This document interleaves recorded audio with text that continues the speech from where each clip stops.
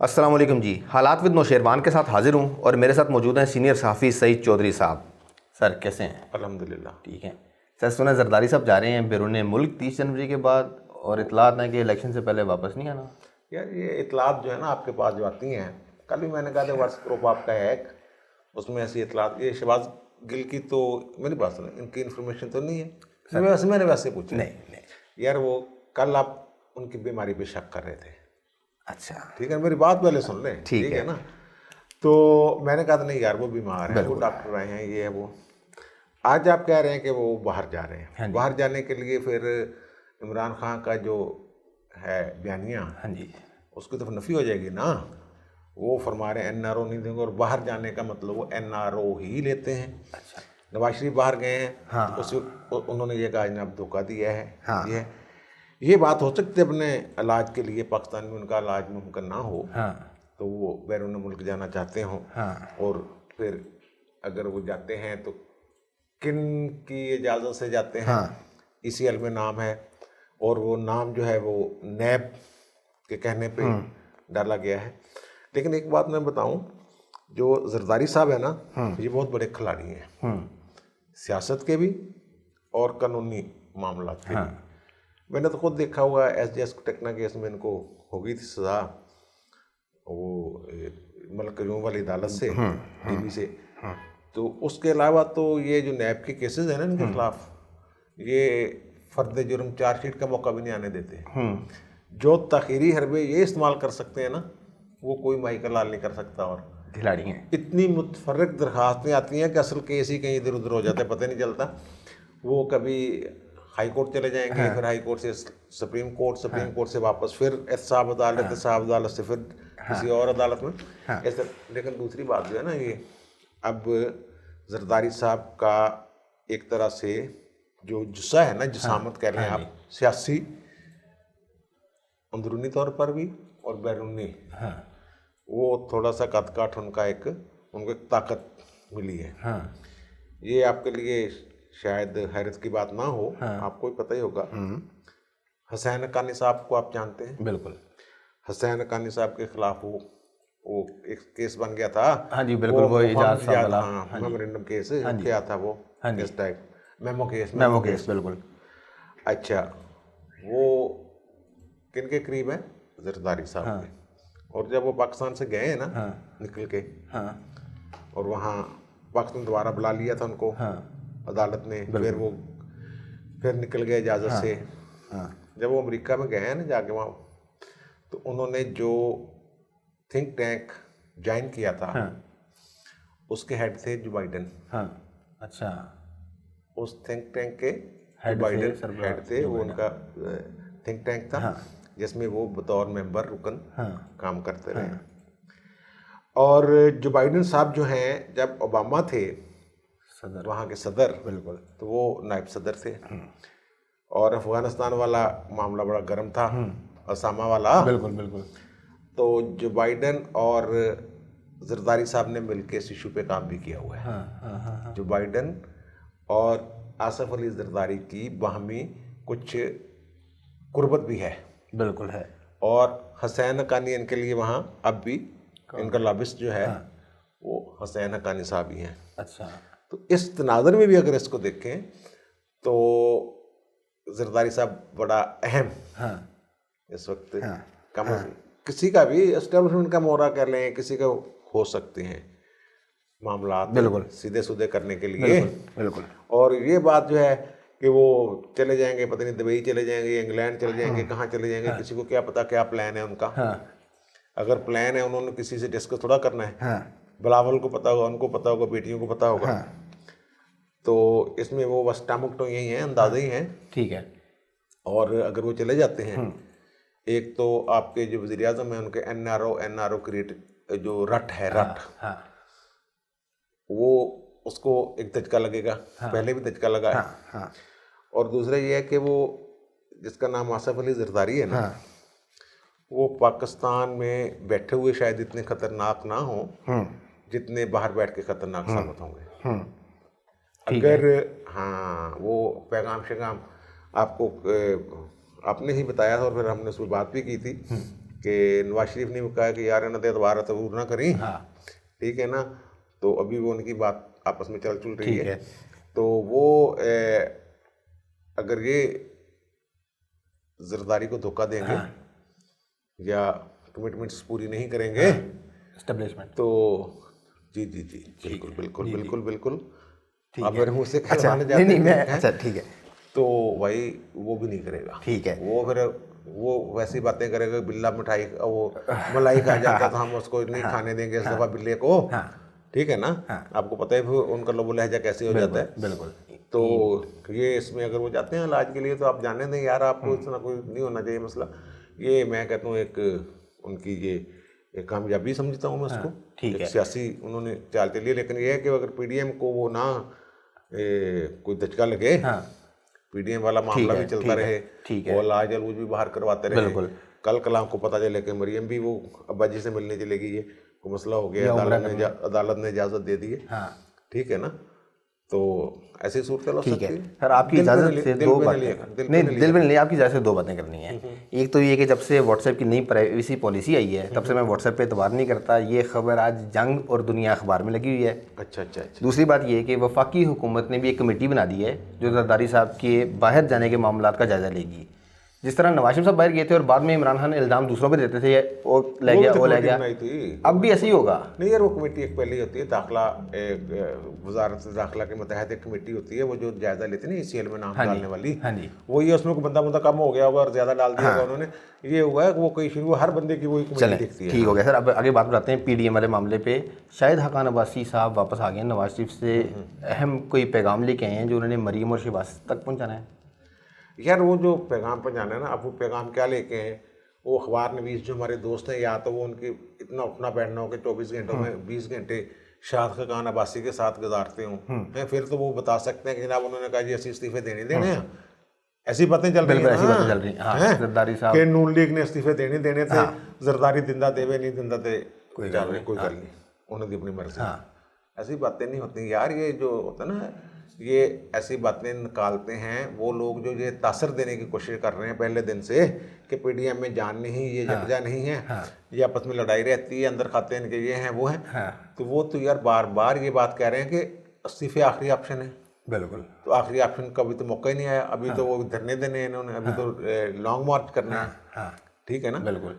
तो ये जो चीज़ें हैं ना, इसमें वो या तो शाद खान अब्बासी साहब बता दें कि भाई मैं ये पैगाम लेके आया हूँ, और दूसरा पैगाम वो कैसे लेके आए हैं, कैसे रब्ता हुआ है उनका, ये वो सारी यार बहुत सारे जब होते हैं ना वाकयाती शहादतें, एक तो होते हैं आपने मेरे मुंह से सुन ली, बिल्कुल, या आपने अपनी आंखों से देख लिया ये वाकया, एक होती है वाकयाती शहादतें। वाकयाती शहादतें वो होती हैं जब कड़ी से कड़ी मिली हुई हो आपस में, ठीक है ना। ठीक है, फर्ज करें कि एक बंदा कहता है जनाब मैं यूं ही फलां बिल्डिंग में XYZ बिल्डिंग में दाखिल हुआ, तो अल्लाह रखा जो है वो छुरी लेके वहाँ से निकल रहा था, और छुरी में लहू लगा हुआ था, और खून जो है ना वो उसमें से टपक रहा था, तो मैं यूं ही कमरे में गया, तो पहले कमरे में, और मुझे देख के वो भागा है, और यूं ही मैं कमरे में दाखिल हुआ तो वहाँ फलां बंदा जो है वो जख्मी हालत में जो तड़प रहा था, या जो भी, ये कोई इसमें कड़ी मिस नहीं है। इसमें से एक कड़ी भी मिस हो जाए, मसलन खंजर गायब हो जाए बीच में, खंजर पे लहू ना हो, फिर ये सारी शहादत जो है इसका ये कोई जो ये वाकयाती शहादतें जोड़ के एक स्टोरी बनाते हैं ना हमारे दोस्त, और जिसको PTI वाले बहुत अच्छालते हैं, उनमें एक कड़ी नहीं, दो तीन कड़ियां मिस होती हैं, ठीक है ना। अब ये जो ब्रॉडशीट वाला इशू ले लो, इस पे ये कहते हैं जनाब कि वो एवन फील्ड कुर्क करवाने के लिए उन्होंने कि ये हमें दे दें, हमने बेचना है, तो उसके बाद जनाब वो केस ख़त्म हो गया। केस कैसे ख़त्म हो गया, ये नहीं, ये कड़ी यहाँ से कड़ी मिस है, ये कड़ी कोई नहीं, ना ब्रॉडशीट वाले बता रहे हैं, ना ही वो नून लीग वाले को, पता नहीं उनके क्या, मुझे समझ नहीं आ रही, उसमें कड़ी ये मिस है कि भाई एवन फील्ड आपने ब्रॉडशीट ने कहा कि मुझे दे दें, क्योंकि पाकिस्तानी अदालतों ने कहा है कि इनको कुर्क कर जब्त कर लिया है, ये हुकूमत पाकिस्तान की मिल्कियत है, तो अभी हमें दे दें, क्योंकि हमारे पास डिग्री है, वो 2 करोड़ 87 लाख जो भी है। फिर पाकिस्तान की हुकूमत ने पेमेंट क्यों की, ये कड़ी बीच में मिस है ना, मिस है, बिल्कुल मिस है कि क्यों इसके पीछे वाली कड़ी मिस है। इसलिए मैं इस स्टोरी पे पूरी तरह यकीन करने के लिए तैयार नहीं, ना इस पे ना ब्राडशीट वाली पे। ठीक है, ठीक है ना, बिल्कुल। शायद खान अब्बासी साहब अपने मुंह से किसी टीवी चैनल पे कहीं भी बोलेंगे तो हाँ कि मैं ये पैगाम लेके आया हूँ, हाँ बिल्कुल फिर क्लियर हो जाएंगी। ठीक है, बात आगे बढ़ाते हैं सर। इमरान खान साहब ने शेख रशीद को एक नई हदायत दे दी है। उन्होंने कहा मेक श्योर कि किसी मदरसे का तालिब इल्म किसी अंग्रेजी अखबार में ये खबर मैंने, नेशन अखबार में, बिल्कुल। यार इमरान खान साहब जो है ना, ये पता नहीं कितने बजे उन्होंने हदायत दी होगी जो बजे वाली बात है ना, ये बड़ी अहम है। अल्लाह के बंदे जो मदारस के बच्चे हैं, वो गाइडेड 3-3 साल बाद बच्चे थोड़ा है यार, उनके भी शनाख्ती कार्ड है, वो भी अक्ल बालिग हैं, वो भी वोटर हैं, ठीक है ना। तो जो धरना वहाँ गया था मुनहाजुल कुरान वालों का, कादरी साहब का, उसमें कौन थे? असातिज़ा और मुनहाज यूनिवर्सिटी के और बच्चे और उनके स्टूडेंट्स तक, ठीक है ना। मुझे कईयों ने बताया कि यार उन्होंने कहा कि अगर आपने नौकरी करनी हो तो वहाँ पहुँचे, आपकी हाजिरी वहाँ लगेगी, बिल्कुल, ठीक है ना, बिल्कुल। तो इनके साथ कॉलेज के स्टूडेंट नहीं जाते थे इमरान खान के धरनों में, और वहाँ तो वो सारा जो नाच गाने का प्रोग्राम था करते ही वो थे यंग, ठीक है ना। तो आप कैसे पाबंदी लगा सकते हैं किसी के इस वजह से कि उसकी, अल्लाह माफ़ करे कि दाढ़ी रखी हुई है उसने, और फिर ये तो फिर उसका ही हुआ ना कि अब मैं क्या कहूँ इस पे कि जनाब ये जो बारिश लोग हैं वो नहीं आएंगे जनाब, जो बारिश यंग, ठीक है ना, तो वो नहीं आएंगे। ये कैसे पाबंदी लगा सकते हैं और कैसे मेक श्योर कर सकते हैं? और ऐसे मौके पे जब मॉब को रोकना एक इशू होता है सबसे बड़ा, उस वक्त वो क्या कर लेंगे शेख साहब? ये एक माजी के दीगर इनके गैर दानिशमंदाना अहकामात की तरह ये भी एक हुक्म है जिस पे ना अमल हो सकता है, ना उसकी कोई लॉजिक है, कोई मंतकी नहीं है इसकी। ठीक है सर, जिस तरह की ये हिदायत है ना, इसी तरह का कल पूरी काबीना इजलास में यही कुछ होता रहा, लड़ाई मारधार। यार वो काबीना के इजलास में काम तो कोई करता नहीं है, ठीक है ना। तो इनको इस बात से तो फुर्सत ही नहीं है कि इन्होंने माजी की हुकूमतों को कैसे गालियाँ दी। इनका एक ही टारगेट दिया हुआ था, इमरान खान ने वो पूरा कर रहे थे। जो ज़्यादा अच्छा पूरा कर रहे थे उनको शाबाश भी दे रहे थे, अमलन काम कुछ नहीं कर रहे थे। कभी कह रहे हैं 6 माह तो मैं दे रहा हूँ, पहले भी दिसंबर तक टाइम दिया था जून में, कभी ना।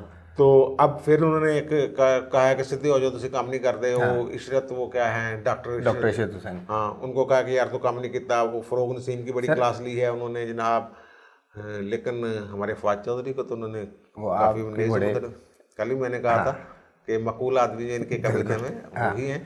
और वो सर जिस तरह हमने कहा ना कि इमरान खान को कोई काम नहीं सिवाय माजी की हुकूमतों पे तनकीद करने की, अब उन्होंने एक नई पाबंदी लगा दी है। उन्होंने कहा माजी पे तनकीद करनी है, मेरे पे तनकीद नहीं होनी, मेरे पे तो तनकीद करेगा उठ के चला जाए बाहर।